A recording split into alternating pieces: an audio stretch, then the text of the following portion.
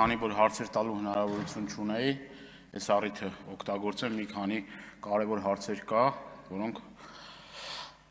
որոնց պատասխանները անչափ կարևոր են մեր անհայտության մեջ գտնվող հայրենակիցների ընտանիքի անդամների հարցով։ Առաջին հարցը հետևյալն է. որքան են կազմում այդ մարդկանց ցանկ կա, գոյություն ունի, եթե կա, որքան են դրանց թիվը ի վերջո տարբեր թվեր են հնչեցնում, իմ հասած տեղեկությունների համաձայն 240 են, միգուցե փոփոխություններ կա, խնդրում եմ նշեք, արդյոք դրանց մեջ մտնում են, օրինակ պայթյունի հետևանքով Արցախում տեղի ունեցած իրադարձությունների ընթացքում պայթյունի հետևանքով էլի անհայտության մեջ գտնվող մեր հայրենակիցներին, խնդրում նաև այս հարցին պատասխանեք, կան էլի հարցեր, որոնք օրինակ ծնողները ուղղել են, դա կախված տեխնիկական միջոցների շահագործման, իրենց անհայտության մեջ գտնվող մեր հայրենակիցների վերցրած վարկային պարտավորությունների հետ կապված եւ այլն եւ այսպես շարունակ եւ ես կցանկանայի ավելի, եթե հնարավոր է բացեք եւ մանրամասնեք, թե ինչ արտոնություններից կարող են օգտվել եւ մի կարեւոր հարց էլ կա, ելի ուզում եմ հնչեցնել այս ամբիոնից, կան ընտանիքներ, որոնք ոչ չեն ընդունել ԴՆԹ պատասխանները, իրենց նաեւ հիմնավորումներ ունեն մեր ծնողները եւ այս առումով ուզում եմ նաեւ հարցնել կրկնակի փորձաքննության արդյունքներ կան թե չկան, միգուցե ձեզ վերաբերելի հարց չի, բայց համենայն դեպս սա շատ զգայուն հարց է եւ այս առումով էլ կարծում շատ կարեւոր է, որպեսզի այդ պատասխանները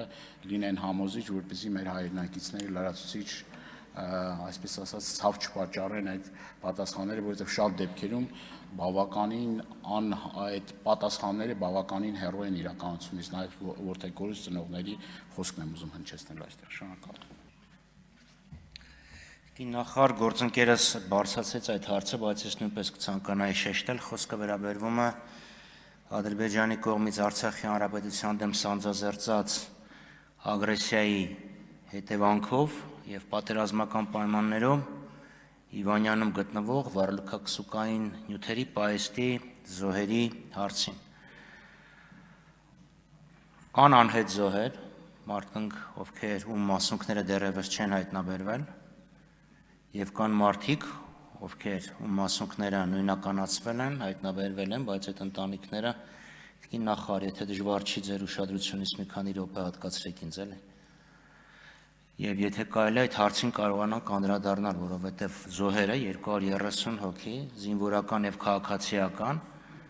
փաստորեն պետության ուշադրությունից զերծ են մնացել։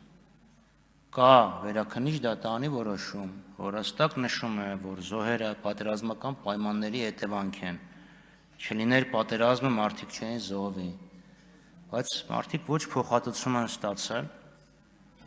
ոչ որոշակի կարգավիճակ ունեն, որևէ կարգավիճակ ունեն, ոչ էլ որևէ արտոնությունից են օգտվում։ Արցախի հանրապետության կառավարությունը 1 միլիոնի չափ փոխհատուցել է, որը պայմանական կոչվում է գերեզմանի գումար, նաև ինչ որ գումար զինծառայողներին է հատկացվել, բայց 200-ից ավել ընտանիքներ, կրկնում եմ, զուրկ են պետական որևէ հոգացությունից։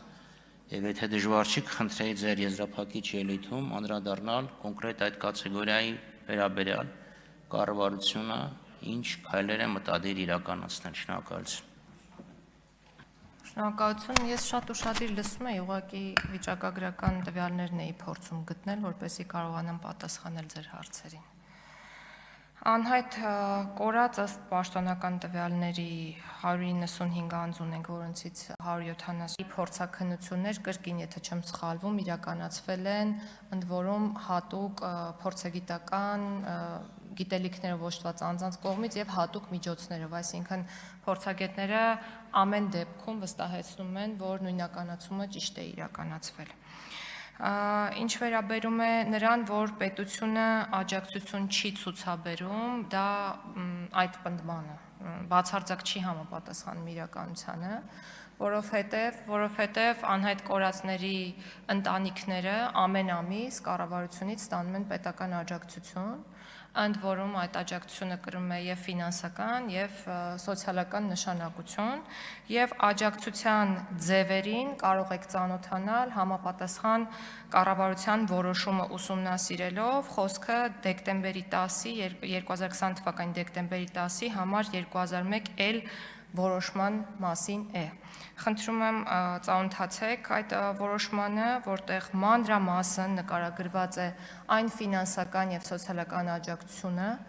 որը տրամադրվում է անհայտ կորածների ընտանիքներին։ Ինչ վերաբերում է հարցին, թե ինչու Պաշտպանության նախարարությունը չի զեկուցում, ապա սա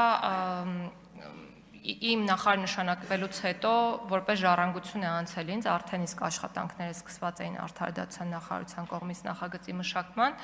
Ես կարծում եմ բազմավոլորտ նախաձեռնություն է, որովհետև այստեղ խոսքը միայն Պաշտպանության բանակի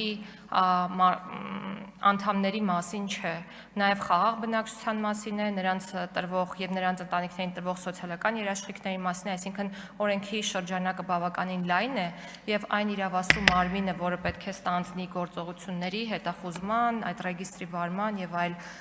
առաքելությունները, օրինակ ազգային անվտանգության ծառայությունն է եւ մենք բոլոր գործընկերների հետ ըստ էության համատեղ ենք աշխատել այս նախագծի շուրջ։ Շնորհակալություն։